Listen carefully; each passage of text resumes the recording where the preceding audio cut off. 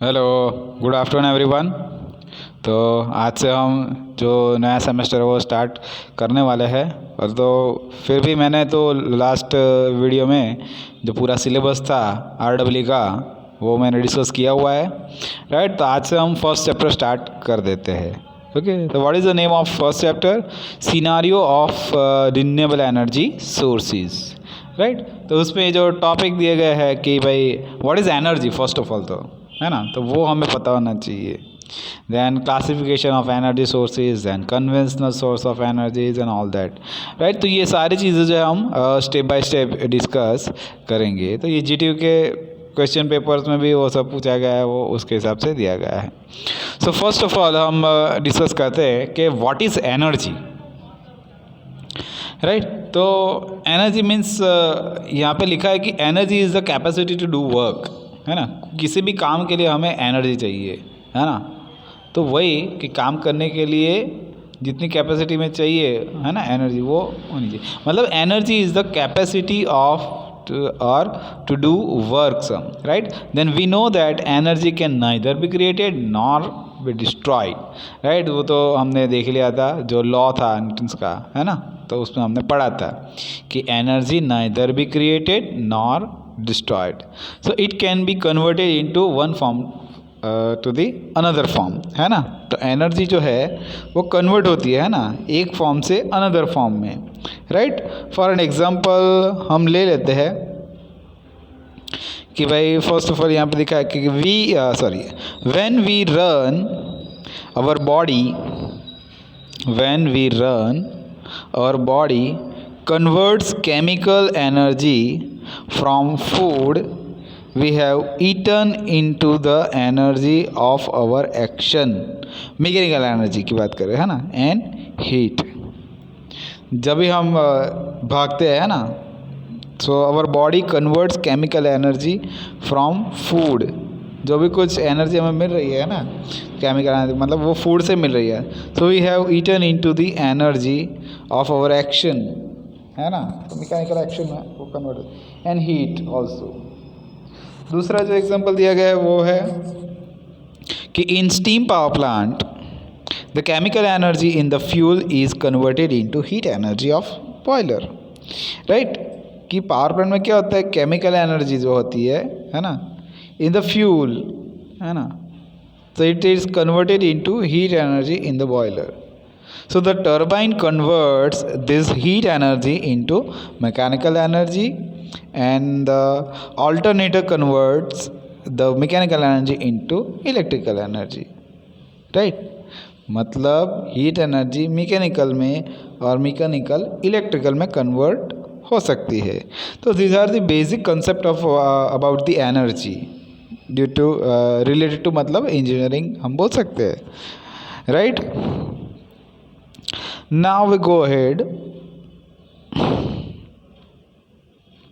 Classification of energy sources, right. तो जो resources दिए गए हैं, तो फर्स्ट ऑफ ऑल हम डिस्कस करते हैं according to use of energy. Energy का यूज़ कैसे करना है, कि भाई कमर्शियली करना है या फिर नॉन कमर्शियल करना है, कैसे करना है, तो उसके हिसाब से मतलब हम देख सकते हैं. तो फर्स्ट ऑफ ऑल हम कमर्शियल के बारे में हम डिस्कस करते हैं. तो कमर्शियल में बताया है कि this includes sources which provide energy for commercial purpose such as energy from fossil fuel, है ना. जो भी फॉसिल फ्यूल है ना, लाइक कॉल है, पेट्रोलियम है, नेचुरल गैस है, हाइड्रो इलेक्ट्रिक थर्मल, है ना. देन न्यूक्लियर पावर प्लांट, है ना, hydro electric thermal power plant, nuclear power plant, जो ये सब सारी चीज़ें हमने वो लास्ट जो पावर प्लांट इंजीनियरिंग है उसमें स्टडी किया हुआ है, तो आपको थोड़ा बहुत याद तो होगा, राइट. तो thermal and nuclear power plants are also included in this category, हम बोल सकते हैं, है ना. फॉसिल फ्यूल्स ये सब सारी यूज़ कर सकते हैं किसके लिए, तो एनर्जी प्रोड्यूस करने के लिए, right, commercially. And fossil fuels are finite, है ना. एक दिन वो सब ख़त्म हो जाएंगे, है ना. 100 साल, 500 साल, 1000 साल चलेगा, है ना, फिर वो ख़त्म हो जाएगा, है ना, तो लिमिटेड स्टॉक है, तो उसके लिए हम क्या यूज़ करते हैं, नेचुरल सोर्सेज है ना, जैसे कि सोलार वो सब, तो वही चीज़ यहाँ पे धीरे धीरे करके आएगी, राइट। तो फॉसिल फ्यूल्स आर फाइनाइट, मतलब लिमिटेड एंड एक्सपेंसिव भी है ना, ज़्यादा खर्चे वाला है, कॉस्ट ज़्यादा है उसकी।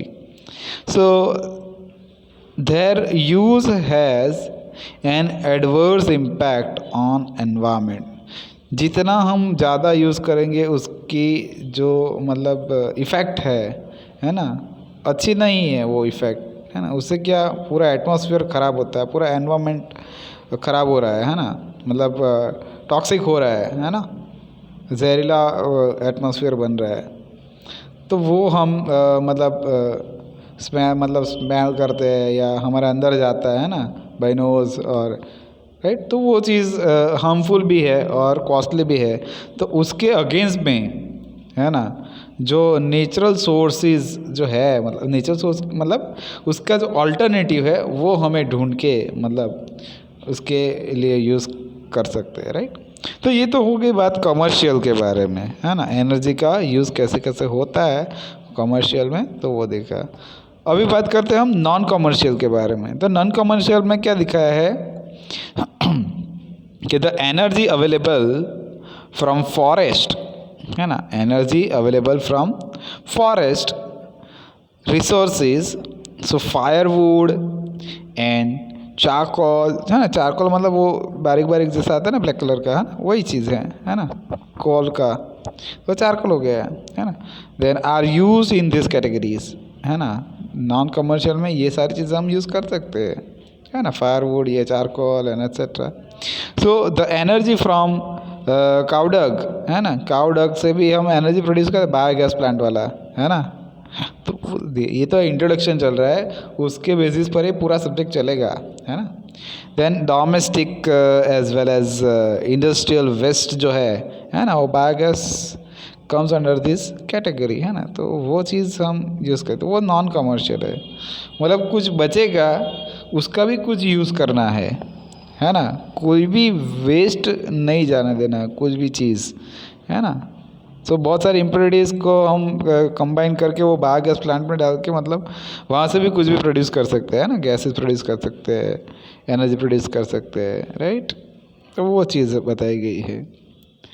नाउ अब बात करते हैं सेकंड जो है अकॉर्डिंग टू इट्स अवेलेबिलिटी, है ना। तो वो भी कन्वेंशनल और नॉन कन्वेंशनल होगा, है ना। कौन सा, एक तो है कन्वेंशनल, दूसरा है नॉन कन्वेंशनल। तो फर्स्ट ऑफ ऑल कन्वेंशनल में बताया है कि the energy from fossil fuel, the energy from fossil fuels and wood is considered as the conventional sources of energy, right। Conventional जो है वो मतलब बताया कि the energy from fossil fuels and wood is considered as the conventional sources of energy बोल सकते हैं। और नॉन कन्वेंशनल में क्या बोला है कि this includes energy from solar radiation, जो नॉन कन्वेंशनल यानी वो सोलर रेडिएशन से कुछ मिल रहा है ना, उसको हम सोलर एनर्जी, जैसे कि विंड एनर्जी, तो विंड एनर्जी हम कलेक्ट कर रहे हैं ना, मतलब एनर्जी फ्रॉम बायोमास वो भी हम कलेक्ट कर रहे हैं, नेचुरली नहीं है, ये हम प्रोड्यूस कर रहे हैं। तो ये हो गया नॉन कन्वेंशनल। जो प्रोड्यूस करनी पड़ती है, जो क्रिएट करनी पड़ती है वो नॉन कन्वेंशनल। जो कन्वेंशनल है वो नेचुरली हमें मिलती जाती है, जैसे कि फ्यूल्स है, वुड है, बराबर, these are the conventional sources, right. तो डिफ्रेंशिएट भी यहाँ पे करना पड़ेगा, तो आपको डिफ्रेंशिएशन भी पूछा जाएगा, है ना, differentiate between conventional and non conventional energy sources, right. तो मतलब नॉन कन्वेंशनल में biomass such as domestic and agriculture waste, है ना, बायोगैस एनर्जी फ्रॉम सी से भी हमें मिलता है कि भाई टाइडल एनर्जी है, वेव एनर्जी है, and thermal energy, geothermal energy, etcetera etcetera, right. तो these are the according to the its availability, right. तो एनर्जी मतलब कन्वेंशनल फॉर्म में भी है, नॉन कन्वेंशनल फॉर्म में भी है। नाउ थर्ड दिया है कि अकॉर्डिंग टू रिप्लेनिशमेंट, राइट। तो नॉन रिन्यूएबल एंड रिन्यूएबल, इसका भी डिफरेंस आपको पूछ सकते हैं, राइट। तो नॉन रिन्यूएबल बताया है कि भाई fossil fuels are form from organic sources, right. Organic जो रिसोर्सेज है उससे मतलब हम कर सकते हैं, तो from which after millions of years have been transform into coal, है ना, petroleum and natural gas, right. तो इसमें हुआ, so as this formation takes a very long time, है ना, बहुत देर लगी, मतलब this source are consider as renewable energy, मतलब रिन्यूएबल हम बोल सकते हैं, सॉरी नॉन रिन्यूएबल, है ना। तो बहुत साल लग जाते हैं ना, तो नॉन रिन्यूएबल हो गया। रिन्यूएबल में क्या होता है कि the energy sources which can be replenished rapidly, है ना, in span of 10 to 20 years come under this category, है ना, 10 से 20 साल तक, right. So the non conventional energy sources are also renewable because they are rapid replacement continuously available, right. तो ये चीज़ हम बोल सकते हैं। तो मतलब आज हमने ये स्टडी किया कि भाई according to replacement, right, replacement के बारे में कि भाई नॉन रिन्यूएबल है या रिन्यूएबल है, तो उसमें कैसे एनर्जी प्रोड्यूस होती है, क्या चीज़ होती है ना, कितने साल चलती है, तो वो सब सारी चीज़ें हमने डिस्कस की। अभी जो नेक्स्ट ये दिया गया है कि भाई conventional sources of energy, right. तो उसमें बताया है कि भाई fossil fuels such as coal है, natural gas and petroleums, these are called as conventional energy sources, right। और nuclear energy and hydro power also grouped in conventional energy sources, है ना, वो हम बोल सकते हैं कन्वेंशनल के बारे में। तो उसके मतलब डेफिनेशन दिया गया है कि definition of conventional sources of energy, so conventional sources of energy are defined as those sources by which energy is produced conventionally और traditionally since so many years, right. So they include following sources. First उसने क्या किया भाई कि भाई fossil fuels such as coal है, petrol है, diesel है, केरोसिन है, crude oil and natural and LPG gases, this are the मतलब बोल सकते हैं कन्वेंशनल। देन बी जो है वो दिया है कि भाई firewood, twigs and leaves of trees, है ना, पत्ते मतलब वो कर सकते हैं लीव्स के साथ। Then biological waste such as cow dung, है ना, काउडक जो होगा उसके भी साथ कर सकते हैं। Then automatic,